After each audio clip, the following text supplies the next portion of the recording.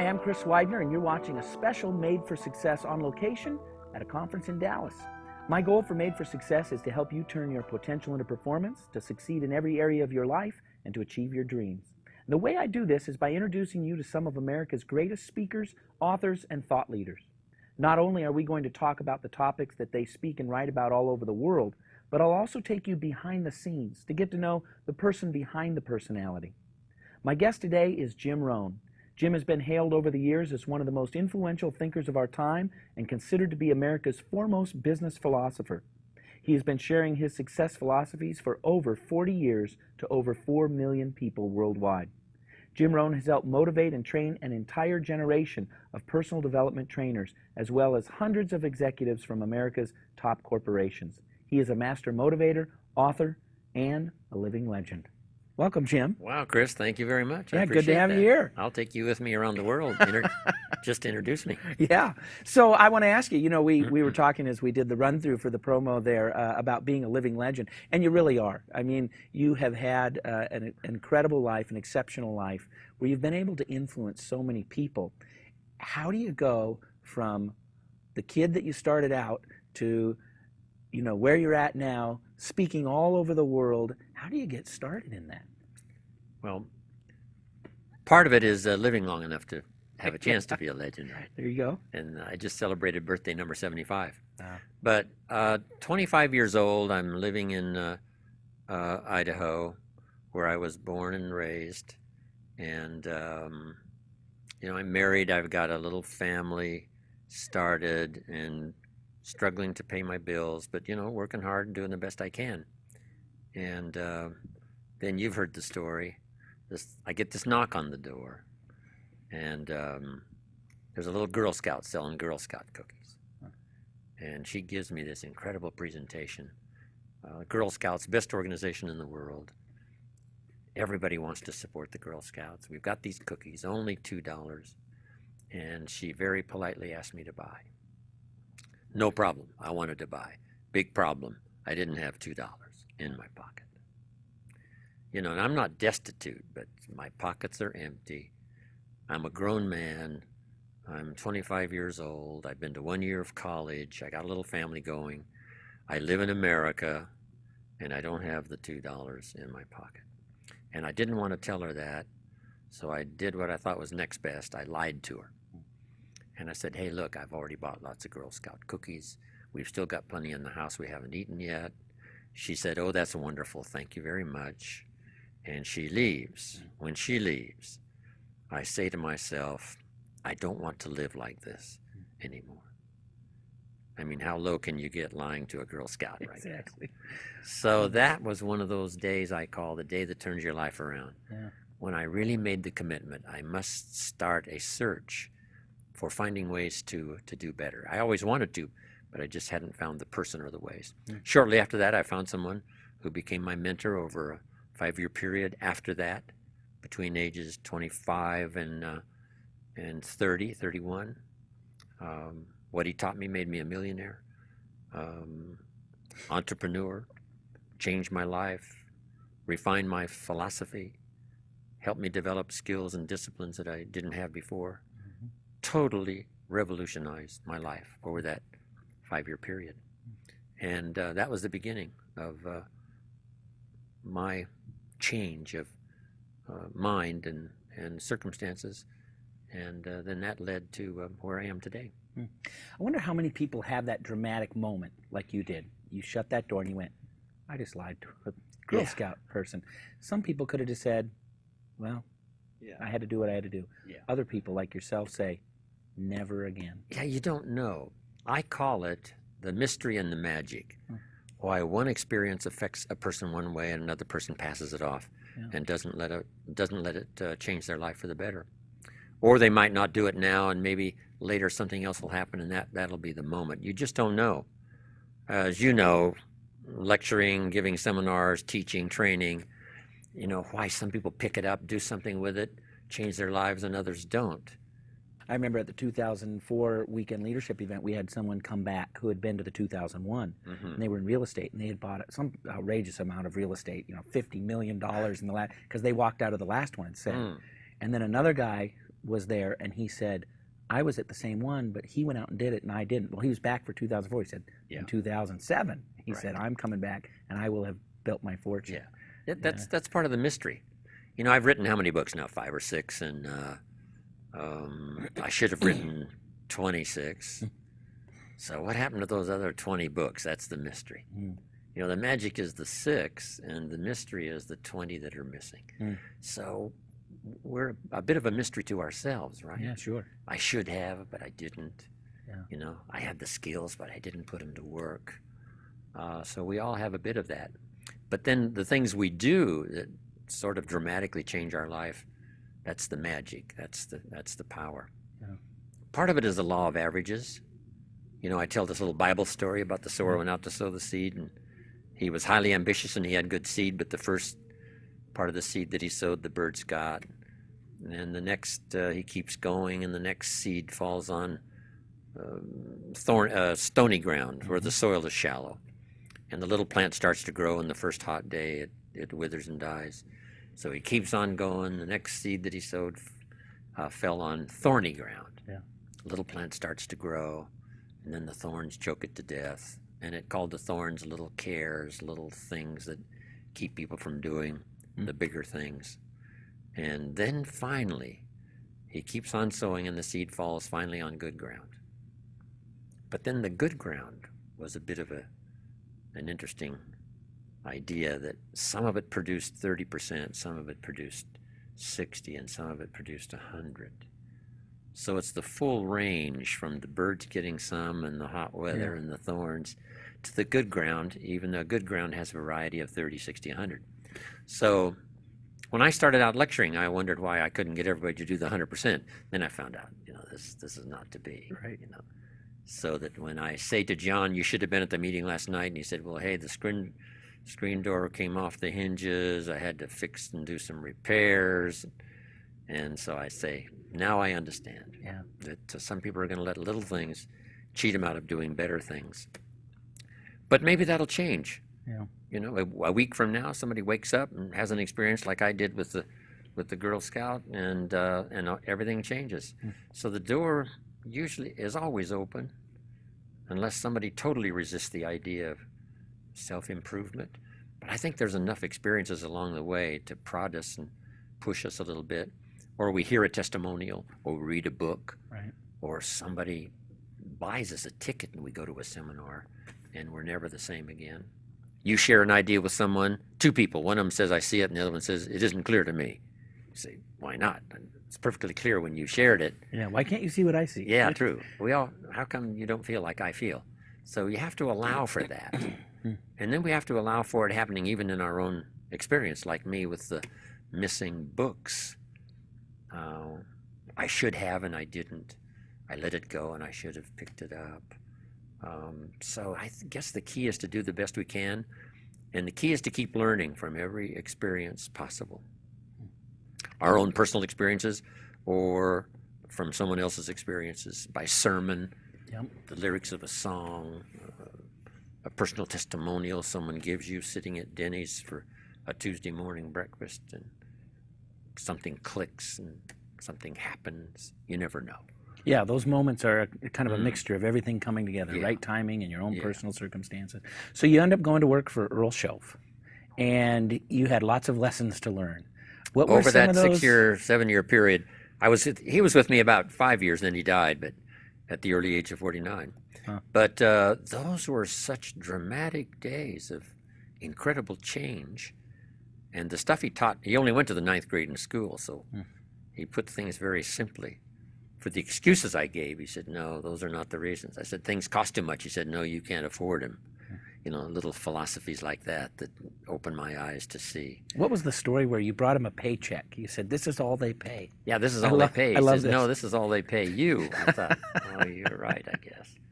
He said, don't some at the company make 3, 4, 5 times this much? And I said, well, yes. And he said, well, this is not all they pay. This is all they pay you. Yeah.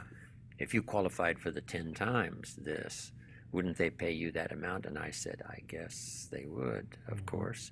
He said, well, let's go to work on that. Yeah. We don't have to go to work on the company for more pay. We've got to go to work on you to become more qualified. Yeah, they have pay structure already set up Yeah, for some already people. set up. You got to fit into that. And then in my lectures, I show this little economic staircase, ladder to climb. Yeah. Starts at $5 an hour and goes all the way up to 32 million for 1 year. Right. 1 year's annual income. And somewhere along the way, by what we hear and what we experience, we try to make ourselves better qualified for the next move up. Yeah. And that's the key, is to keep moving up, keep growing, keep developing, see what all you can do with your life.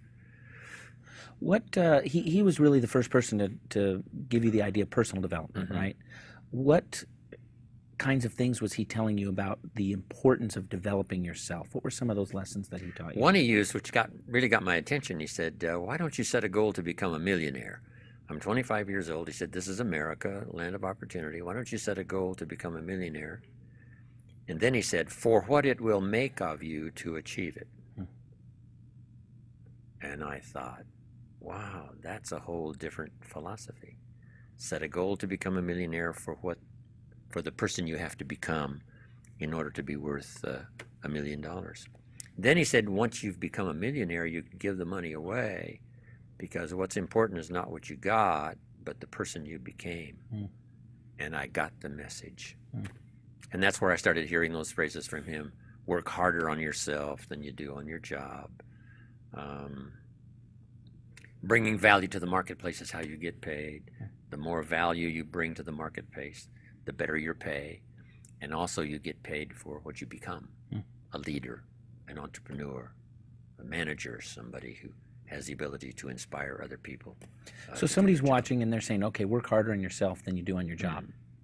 And they agree with it in principle. They say, yeah, that sounds right. I know I need to work on myself. What would you recommend people do? I started out with developing a list of skills I didn't have. I'm raised in farm country, southwest Idaho. Right. I know how to milk cows, but the pay's not good. That's right. So the first thing, and I started part-time, a little sales adventure on how to get customers. It was in health and nutrition, and I believed in the product, and I was taught, here's how you get a customer. And then here's how you ask them, who do they know that wants to be healthier? Then expand your business from there. So that was the first extra skill I learned from just the regular farm skills that started to change my life. So this is part of the personal development, learning that extra skill. In my seminars, I now teach, in the 21st century, you need more than one skill. One is for economic safety. Right. Here's the guys that's worked for General Motors. They just, closed a couple of plants and laid off, 25,000 people. This guy has been there, let's say, for 15 years. Now he's laid off, and he tells us he's already having economic difficulty. And the reason is, Chris, he only had one skill. Over the last 3 or 4 years, if he would have taken accounting 2 nights a week or something, so that when this crisis occurred, he would have something to fall back on. So in my seminars, I teach a whole list of skills I learned by the time I was 31 that not only made me rich, but really broadened the whole scope of my ability to be an entrepreneur, affect other people's lives. And then I got into, of course, teaching and training. But that's part of it. I learned sales. I learned to find good people. I learned to get people to work together. Interesting phrase in the Bible says, if 2 or 3 agree on a common purpose, nothing's impossible. I thought, wow, 2 or 3, not all alone, but 2 or 3. So if you can get inspired and inspire a couple of people to go with you, you could do some pretty extraordinary things. I learned how to do that. Then I learned recognition and rewarding people for steps of progress. You may work for a company and they reward people for the big steps. I've learned to reward people for little small steps of progress. Anything you can think of to give them a reward for making some progress. It doesn't have to be a big reward. Doesn't have to be big. Small, something small. Kind word. Then it comes to a philosophy that says, be so busy giving other people recognition, you really don't need it for yourself. Now you've arrived at a very good place. Your greatest happiness is other people getting rewards, not necessarily yourself. But then Zig comes back with the old philosophy that's so true. If you help enough people get what they want, from either money to recognition or success, you can have everything you want. Yeah. I heard Zig say that, I think, almost 50 years ago, 45 plus. And when he said, you can have everything you want, I underlined the word everything. Because you could want a lot, and right? I said, hey, I think Zig is right. If you help enough people get what they want. Yeah. But that's another skill. Then I think the ultimate skill is the skill of communication. And I divided that one into 3 parts. One is training, right? Showing somebody how to do the job. Next is teaching. And I simply used the 2 words for a purpose, teaching life skills. Because one of the things that helped me really revolutionize my life, age 25, was learning how to set goals. Decide what you want, write it down, start checking them off. Where do you want to go? Make that list. Yeah. What do you want for your family? Make that list. I started doing all that. That's called teaching life skills. So if you combine job skills with life skills, your chances now really start to multiply. Then the ultimate in communication is learning to inspire, helping somebody to see themselves better than they are, transporting them into the future. Say, Mary, here's who you could become. With just a few changes, I promise you, you'll never be the same again. Here's the kind of person you could become. Confident, strong, able to cope with circumstances and changes. You could be that person. So do you think that is something that anybody can do? I mean, typically when people think of leaders, they think of the heads of, captains of industry and presidents and, leaders of social movements. Is that something do, middle management in their own career, parents? Sure. Parents should even learn to do it at home. Yeah. Here's the person you could become. We try every means possible, right, especially for our children, to expose them ideas that we know, we translate best we can, or from church, or hopefully from school, from the neighborhood, from the business community where they might get a job and go to work. We just hope and pray that they will be constantly exposed to things that will cause them to think, change, refine habits, develop skills, have personal satisfaction of the success they want. We hope that happens. But it's going to come from a variety of sources, not just one. It's like mentoring.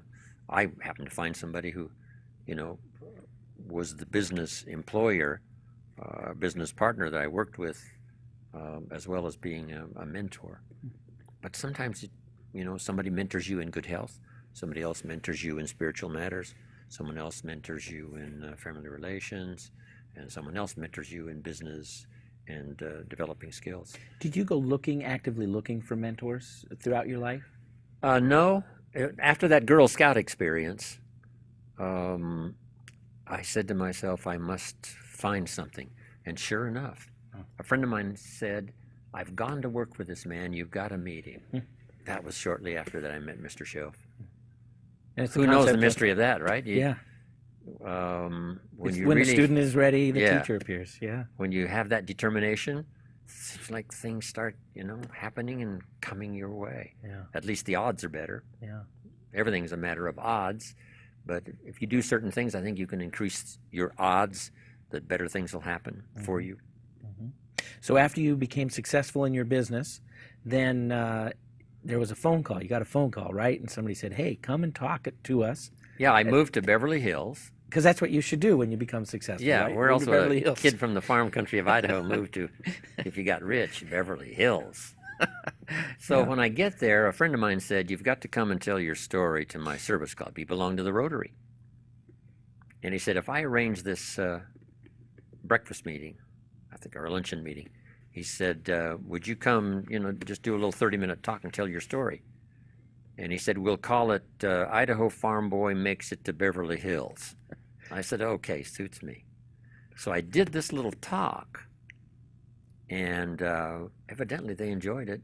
Before the day was over, I got a couple more invitations. You got to come talk to our service club, tell that same story, share those same ideas. That started me thinking about,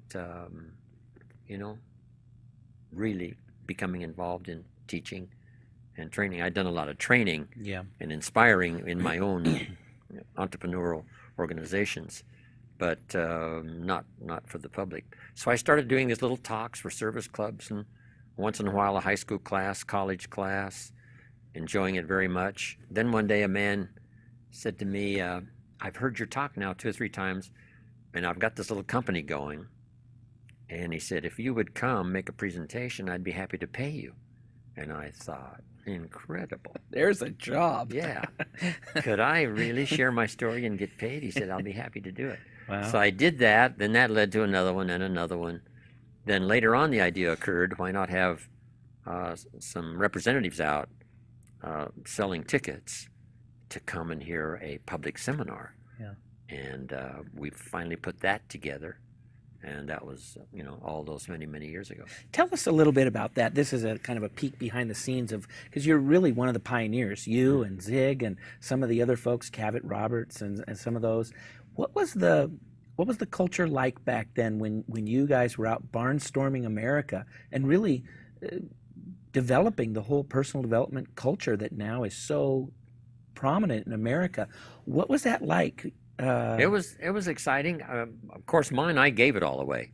Huh. All of those speeches I did Yeah. in colleges, the high schools, and for service clubs and so on, that was all free. Then when somebody offered to pay me, that put a whole new look on it. And then I began this process of creating something valuable enough to where someone would buy a ticket and go and listen. And those were exciting days. The first one I did for pay, I think I had about 45 or 50 participants that bought tickets.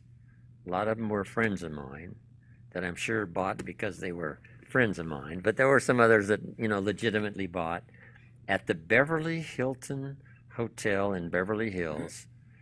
And that first public seminar for people buying tickets, I think, was 1961 or 62. Wow. 1962. Wow.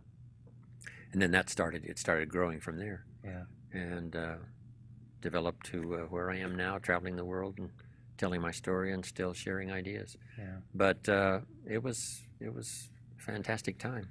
What do you, Earl Nightingale, right? Yeah, Some right, of those way Earl. back in the beginning. Napoleon Hill, with his lecture series way back before, was probably one of the first.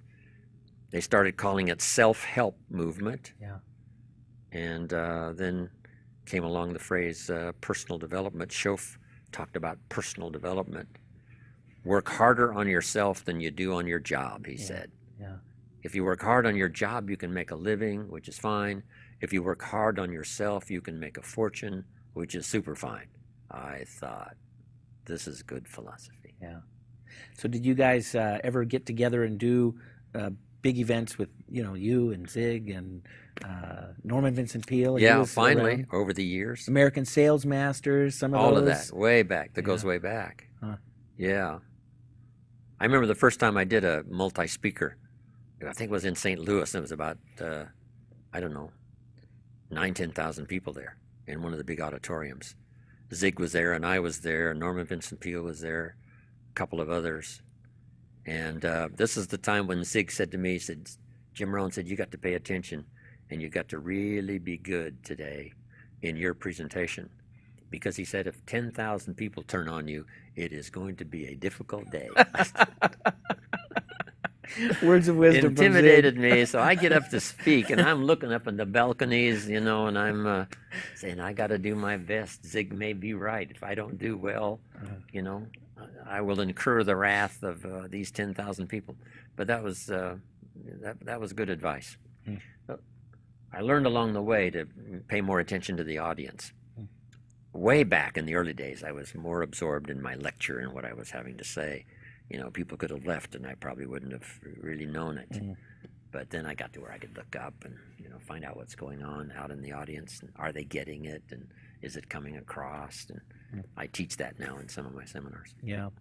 When you think back to those speakers, who really stands out in your mind as being somebody that you really admired and respected? Yeah, Zig Ziglar was, we've traveled, gone to other countries to lecture on the same venue. Earl Nightingale was unique. you know, a unique person in his own right. The stuff that he wrote, as well as his speeches and lectures, were captivating, interesting, made you listen, thought-provoking, and that's all we're really trying to do, right? Yeah. The minister on Sunday morning, right, just wants to share ideas, get people thinking, pondering about their life, how to refine things spiritually as well as how to refine things economically and personally. Yeah. And we can all use a little coaching, whether it's one-on-one person or whether it's in a seminar setting or whether it's church or a Sunday school class, or wherever it is, where ideas are being shared. There's always a chance to pick up something that you hadn't quite thought about before. Mm-hmm. In 2004, summer of 2004, you got the Masters of Influence Award at the National Speakers Association, and I was there to be able to be there and see that. And one of the things that really amazed me was they asked the crowd, and there was maybe 2,000 people there, 3,000 people there, how many of you would say that Jim Rohn has significantly influenced your life or your speaking career? And nearly 2/3 of the hands went up. How do you feel about that? It's so extraordinary from where I came from. Yeah. Southwest Idaho farm country. I still have the old family farm overlooking the Snake River, where I make a little wine and grow a few crops and live the good life there. But it is extraordinary. One of the greatest experiences, and you've heard me say before, is when someone puts your name in their testimonial. Here's the person that found me. Here's the person that got me started. Here's the person that wouldn't let me quit, gave me more reasons for staying than for leaving. Here's the person who believed in me until I could believe in myself. And then they mention your name. Yeah. That's big time stuff. Yeah. You can't buy it with money. Yeah. You have to earn it. What's extraordinary for me now is to go to Russia and lecture. I started lecturing in Russia 12 years ago. To go back now again and have someone say 12 years ago, here's what's happened to me and my family. I want to introduce you to some people. I helped change their life since you changed my life.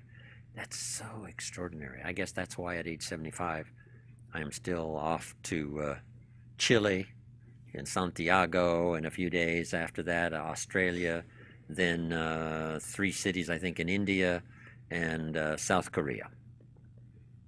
One little trip. Yeah.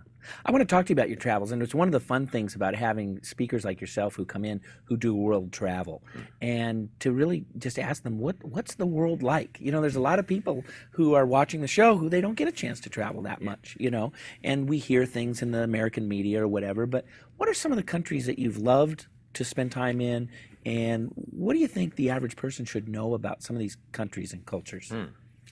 Speaking of the travel, I used to travel the Concorde.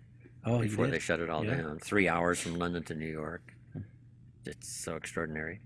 Now Singapore's got this new flight, Los Angeles to Singapore direct, 17 and a half hours. Oh. So that's quite an experience. Yeah. It's like 9 meals and 4 movies, and finally you get there. Yeah. But first class is, exciting, and caviar and champagne and, all the amenities. But traveling to other countries, people are basically the same. They've got families and they want to do well, and they want the next generation to be better off than they are. People have hopes and dreams, want to know how they can achieve success. What could I do? It seems like I've been stuck for 4 or 5 years. What could I do to make a difference? Everybody wants to know. And then they want to be fulfilled. People want to, have satisfaction, whether it's spiritually, socially, personally. Satisfaction of personal development. I'm better than I used to be. Mm-hmm. And I think if I keep working hard, I stand an excellent chance of being better in the future than I've been in the past. Those kind of aspirations, no matter where I go, from South Africa to Scandinavia, from Korea to India to Vladivostok, Russia, doesn't matter. People are basically the same, have the same desires. Some of the forms of government are a bit different, but not the aspirations of the people. Do you take particular joy going to countries where there's burgeoning capitalistic societies? Yeah. Yeah. What's been fun for me is the opportunity to teach capitalism in Russia over the last 12 years. I've been there like 5 times in all the major cities because they didn't have any concept of capitalism all those years under communism. Right. Because communism taught capital belongs to the state, not the people. And of course, we believe capital belongs to the people, not the state. A total different economic philosophy. But now, since the walls came tumbling down in Germany, 14, 15 years ago, now they have the opportunity to become entrepreneurs and capitalism, personal responsibility, instead of we're always relying on the state. So it's all changing. And they're hungry, aren't they? Just, they're ready for it. Yeah. And of course, the same mystery and magic occurs in Russia like it does everywhere else. And you tell you, here's how you can dramatically change your life from pennies to fortune. And some say, yes, that's great, I will. And some say, I'm not sure that's for me. And I have to learn to accept that, right? Yeah. I want to talk a little bit about kids, because you have a lot of thoughts and theories about things that kids should learn, lessons they should learn. Tell us about some of those. One of the easiest is capitalism, because I use it even in Russia, teaching capitalism, that even kids can, become capitalists. Yeah. Because all it involves is, here's a 12-year-old, couldn't he search the neighborhood? Doesn't have to be 12, 7 or 8. 8 years old, let's say, this little kid, and he searches the neighborhood, finds a little broken wagon, and pays $1 for it, and brings it home, fixes it up, paints it until it shines, straightens out the wheels until they're true, takes it back to the neighborhood and sells it for $5. Makes a $4 profit. Could that be possible? And everybody says, well, yes, it could be possible. And all he would have to have is the idea. So I'm teaching kids how to have 2 bicycles, one to ride and one to rent. Yeah. Right. You don't have to be General Motors to make a profit. Yeah. So just a bit of ingenuity, from the lemonade stand to whatever. Those are just all examples of capitalism at work, where you make something and sell it, or you buy something and sell it. Then teaching kids a little bit about money management, I think is important. What are the things that they ought to learn? Don't spend more than 70 cents out of every dollar. And then 10 cents for charity or church, another 10 cents for active capital, like find a broken wagon, pay $1 for it, fix it, sell it for $5. That's active capital. And then last 10% is passive capital. Let someone else use your money. Invest it and let them pay you interest or whatever. So a good program for kids to learn 70, 10, 10, and 10. Yeah. And if you do that over a reasonable period of time, you'll become financially independent. Isn't it funny how human nature, even at that little kid level, is to spend it all? Yeah. And then some more. Yeah. And borrow and spend some more. So the way you teach it is, could a child buy a bottle of soap for $2 and sell it for $3? The answer is yes. Johnny goes next door and says, Mrs. Brown, Mama uses this soap. It's really good. It's only $3. And Mrs. Brown says, Johnny, I've really got plenty of soap. And he says, you better let me come in and check. Kids don't have to go to classes, right? They don't take no for an answer. Yeah. So they don't need sales training. So she says, well, okay. Probably I do. Here's $3. And so she buys this bottle of soap that Johnny bought for $2. She pays him $3. Now we say to Johnny, here's what you must learn to do with the $3. And we just ask obvious questions. What if you took this $3 now that you just collected from Mrs. Brown and went and spent it all? He says, well, no, you can't do that, because then you'd be out of business. That's right. I mean, some adults don't know that yet. Think the money they got in their hand, if something comes up, why not spend it? Say, no, you'd be out of business. Yeah. You got to save at least $2 back so you can go and buy another bottle of soap. Yeah. And sell it for $3 and make another $1. Then kids learning to employ other kids. Yeah. Johnny mows Mrs. Brown's lawn. She pays $5. The idea occurs to him, why couldn't I get Pete to mow Mrs. Brown's lawn, collect the $5, and give him $1 or $2 for mowing the lawn, and I keep the $3 for getting the business. He says, good idea. Yeah. Mrs. Brown gets her lawn mowed. Pete gets a couple of dollars. Johnny makes $3 for getting the job.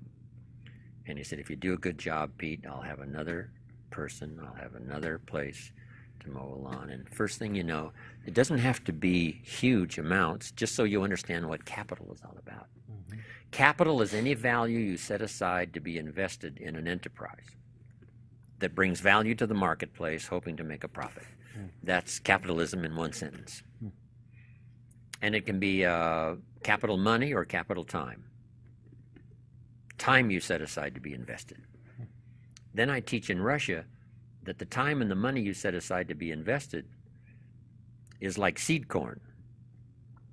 If a farmer has seed corn that he's going to plant, hoping for a harvest come harvest time, would he eat it, this seed corn? The answer is no. Would he feed it to his family? And the answer is no, of course not. Right. Would he give it away and be generous? They say, well, no.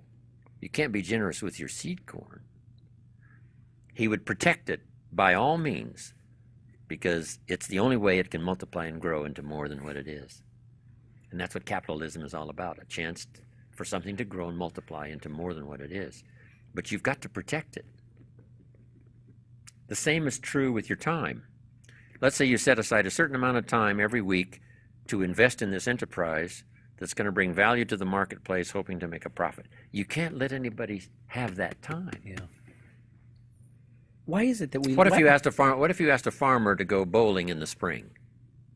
He would say, "That's insane. Can't do it. You can't go bowling in the spring. Call me in the winter. It's just a little short season. We got the lights on the tractors now, where we go, around the clock. Yeah. Springtime, short season. Got to get the crops in. So that's capital time. Yeah. And you have to learn the value of capital time. It's so easy to let somebody steal your time that should be invested. Why do we let people steal our time? Because it seems to be universal. I don't know. We just don't set it up and, stick to it. Yeah. It's just like wasting time on a lot of things. Years and years ago, I asked a young man one time, because I knew he watched television a lot. I said, how much did your television cost? And he said, $400. And I said, well, you really miscalculated. He said, no, it cost $400. I said, that's to buy it. How much do you think it cost to watch it? Wow. Because I knew he had some skills that he really wasn't employing and was letting it all slide. I said, in my personal opinion, because the average American now watches television 6-7 hours a day. Yeah. I said, in my personal opinion, this television is costing you about $40,000 a year, not to own it, but to watch it. Huh. And I said, that's too much to pay. Right. Maybe $4,000, but not $40,000. Right. Come on. Pay the $4,000 and throw it away and don't use Absolutely. it. You'll still be ahead of the game. So, sometimes all it takes is a revolutionary idea like that. Somebody says, I think Jim Rohn's right. This television is costing me too much money to watch it. Because if I would use that same time employing myself, finding ways to make a profit, whatever, no telling what would happen. Yeah. But unless somebody comes along and sort of, shakes up the basket and talks about things like that, on our own, we could think about it eventually, but sometimes it's a bit late. Yeah. Because that's why when I said things cost too much, and he said, no, you can't afford them. I hadn't thought about that before. When I said, this is all the company pays, he says, no, that's all they pay you. And without that kind of sort of counsel or guidance or reminder, it's easy to drift along a few more years without making the necessary changes to make your life better. And he was pointing the responsibility back to you. Always. Always about you. Yeah. He said, you've been working now 6 years. I quit school when I was 19. I'm now 25. That's 6 years.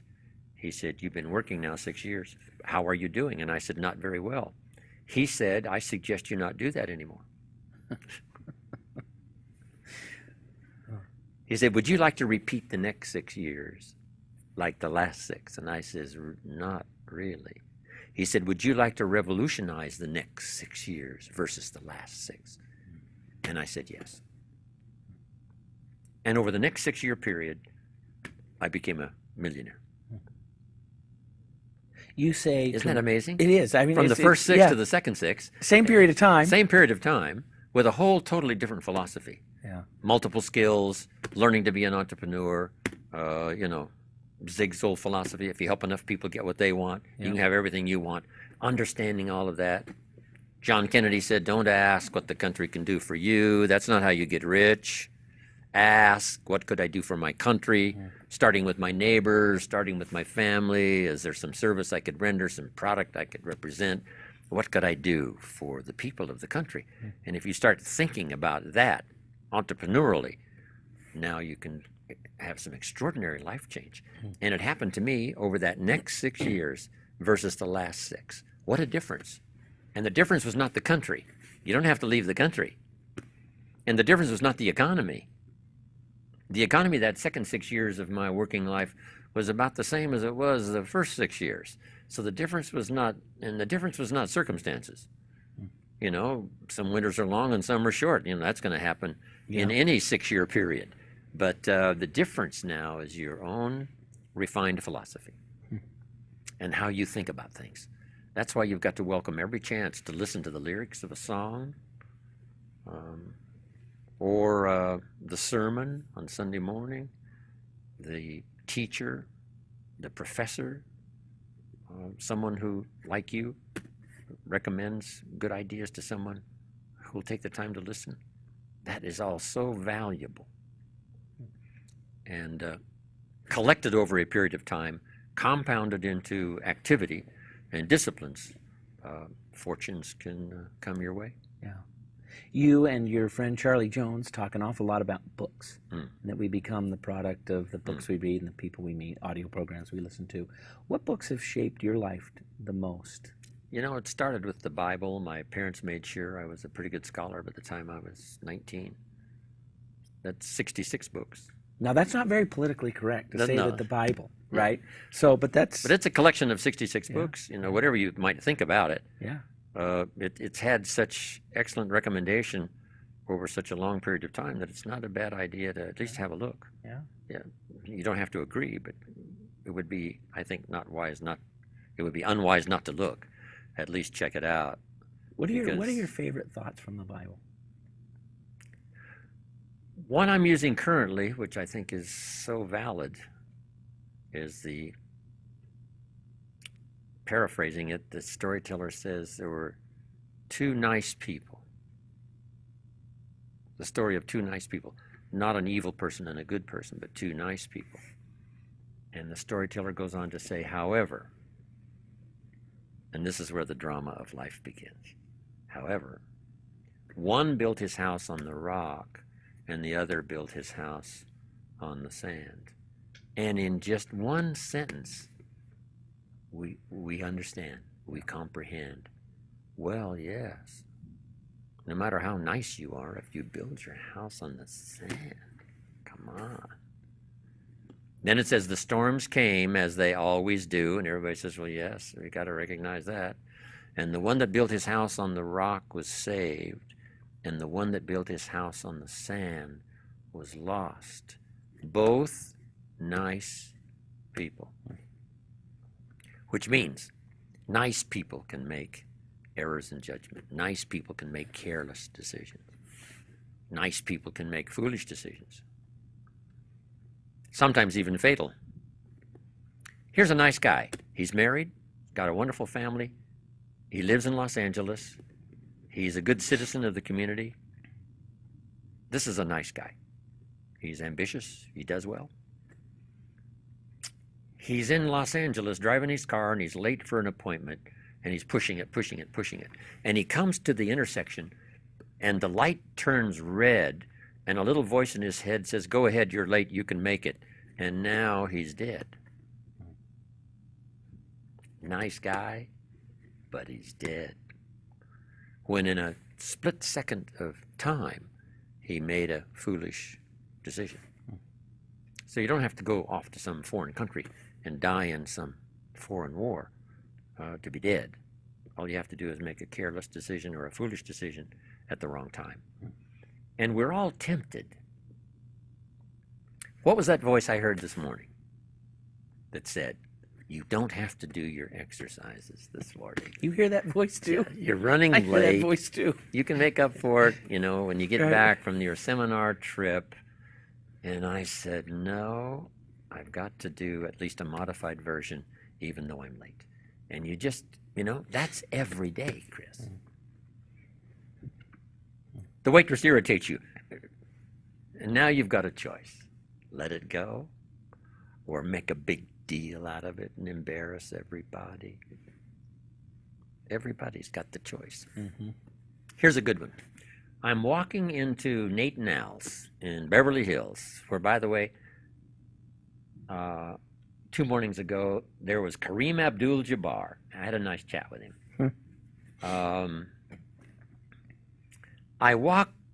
Before I walk into the restaurant, I've got 2 quarters to put into the machine to get my paper.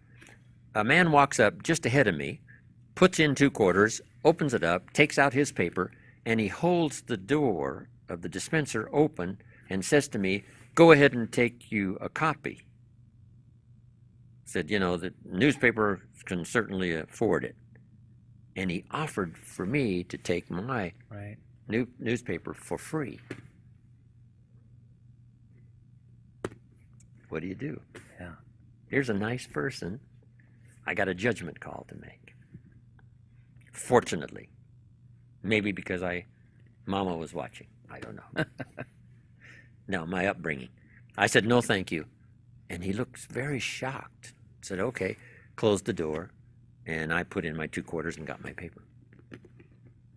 Because the key is, if you take the free paper, it could affect you for the rest of the day.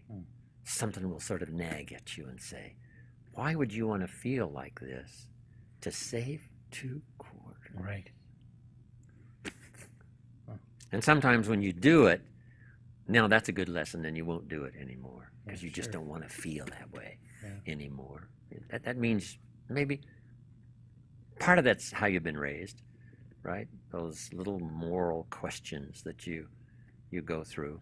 And guilt can be a good teacher. Yeah, it is. Yeah. You don't want to hear at from you, say, well, Yeah. I don't want to feel like this. And maybe it nags at you for a whole week, and you say, wow, for 2 lousy quarters, I took me the free newspaper, never again. And but sure enough, the next time we're tempted again, it doesn't mean that the temptation goes away. We get a little bit stronger about, saying yes to the positive side. Yeah. Because that's the way I really want to live my life. After the Bible, what other books would you recommend for people to pick up that shaped and influenced your life? I'm big on Shakespeare, and Think and Grow Rich changed my life. The Richest Man in Babylon helped me become a millionaire by the time I was 31. Then I'm a big student of history. Will and Ariel Durant wrote all these books on history. I go through some of those. One book I've got that helped lay the foundation for my own library was a book called How to Read a Book by Mortimer Adler. Mortimer Adler, yeah. And in this book, he's got a list of what he considers, the best books ever written. Yeah. And I use that as sort of a centerpiece for my library. Yeah. Did you ever meet David Schwartz, Magic of Thinking Big? No. Never met him. That's a good book. Yeah. Terrific book. Yeah. Huh. And then there's a book that years ago when I was in my late 20s, As a Man Thinketh by James Allen. Yeah. Where each sentence is almost like a whole seminar. Short little book. Yeah. But dynamic. Yeah. In its effect. Become a good reader, I say now in my seminars, right? The books you don't read won't help. 2 books a week in a 10-year period, and you've read 1,000 books. Wow. And if over the next 10 years you read 1,000 books, it will dramatically affect every phase and part of your life. Yeah. You talk about the 2 pains Everybody has to experience one of two pains. And I think that it's one of my favorites that you talk about because it's so profound and it's so true and it's so final. It is universal. You will experience one of the two pains. Can you talk a little bit about that? Yeah, the little illustration about the newspaper is a good illustration. The pain of discipline or the pain of regret. Go for the discipline because it weighs ounces. The regret weighs tons because it can accumulate. Discipline versus regret. The discipline could be painful, but the regret is usually an accumulation that could eventually become overwhelming. So better the discipline now. But it's true in real life. If you discipline yourself to plant the crop in the spring, you now have a chance for a multiplied harvest in the fall. What you don't plant won't multiply. What you neglect. I neglected to buy from my friend 8 years ago. He offered me this little tiny condo, 1 bedroom, little small place in Carmel, California. Yeah. Ron said, I want $80,000 for this condo. I said, Ron, that's insane. Nobody's going to pay $80,000 for this condo. He said, okay. If you change your mind, let me know. I'm ready to sell. Well, I didn't buy. And he put it on the market last year, toward the end of last year, for $650,000. That was one of those times I should have listened to the positive side of the voice that said, why not buy? And he kept it for another 8 years, right? So in his prayers every night before he goes to sleep, he, thanks the good Lord, I didn't buy this condo. 80,000 to 650,000. Wow. Everything's lessons to learn, right? I could have, I should have. I'll do a better job in the future of making wiser decisions. That's the best counsel we can possibly have. Yeah. Whether it's a bit of waste of time that we could tighten up on or whatever it is, why not do it?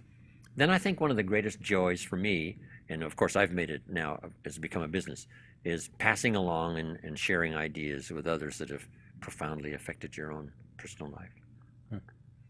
It's a great joy, whether I do it in Novosibirsk, Siberia, or whether I do it in South Africa or India or anywhere in the world. The opportunity that if you say something uniquely enough that it could affect somebody's life or begin the process of affecting somebody's life, it's an awesome experience. Yeah. You have a list of things that people should do. Everybody should, what is it, have a Manhattan in Manhattan? And those life experiences. Those are fun. Yeah. What are some of those experiences you think everybody should do? Drink a Manhattan in Manhattan. Yeah. You should have Australian lobster tails in Australia. Yeah. You should eat Boston baked beans in Boston. Maui onions are delicious, but you have to eat Maui onions in Maui. It's a lot better than the Walla Walla onions. Yeah, right. I'd rather eat onions. If you have to eat True. onions, Maui better than Walla Walla. It's a fun list to make. Yeah. Yeah. Yeah. You got to drink Canada Dry in Canada. Yeah. Yeah. Yeah. If you think long enough, you can come up with a pretty good list of say, hey, that sounds like experiences that I'd like to have. How are you spending your time? Got to have a Singapore sling in Singapore. Singapore. Yeah. I was there just 3 or 4 months ago. Singapore. Yeah. It's a fun list, and it's just check them off. Yeah. But then I talked about, you got to drink in an Arizona sunset, and walk the white beaches of Carmel, and just start making this list. Let it inspire you. Yeah. I started teaching this a long time ago, and it's surprising how many people come up to me and say, I've added to my list. I'm working on the list. 20 years ago when I heard you say this. Here's some of the places I've gone. I probably never would have gone if I hadn't have heard your seminar. That's exciting. Yeah. You got to have an Idaho baked potato in Idaho. Yeah. You're spending a little You bit can of have time one in Idaho, Beverly right? Hills, and it's okay. But make the trip. Yeah. Just to say, I had an Idaho baked potato in Idaho. Yeah. So how are you spending your time now when you're not traveling? Well, I used to ride the Jeep trails on my dirt bike, but my daughter finally persuaded me. Daddy, she said, age 75, I'm not so sure. So that's sort of passing away, but I used to love to do that. Yeah. It was one of my getaway times, up on top of the mountains, riding the Jeep trails, and either alone or with somebody, and good way to get away. Yeah. No traffic lights. Time alone, I think, is really essential. Sure. To get away, contemplate, think, wonder. Something I'm doing now is working on the multi-purpose seventh day. Huh. It says, work 6, rest the 7th, but I'm calling the 7th day now multi-purpose. Spirituality and friendship and getaway and so on. Yeah. But I'm also saying, Chris, that 7th day should be a little bit of time spent reviewing the last 6 days. Huh. Who did I not meet? What didn't I do? What did I miss? What should I tighten up? And then make better plans for the next 6 days. Huh. I'm going to catch up the next 6 days, some of this that I've missed the last 6. So that's part of the multi-purpose of the 7th day. Review 6, get better ready for the next 6. Yeah. Well, this has been fascinating. 57 minutes, and we could have been here all day, and sometimes we do. We go to the all-day or the 2-day Jim Rohn seminar, and so I just want to say thanks for coming in and spend a little bit of time and giving us some of your stories that you tell all around the world and truly have impacted so many lives, including my own, and I appreciate that. Thanks, Chris. Yeah. I appreciate it. Yeah. It's fun to be here. Thanks. I'm Chris Widener. That's Made for Success. Thanks for watching, and we'll see you next time.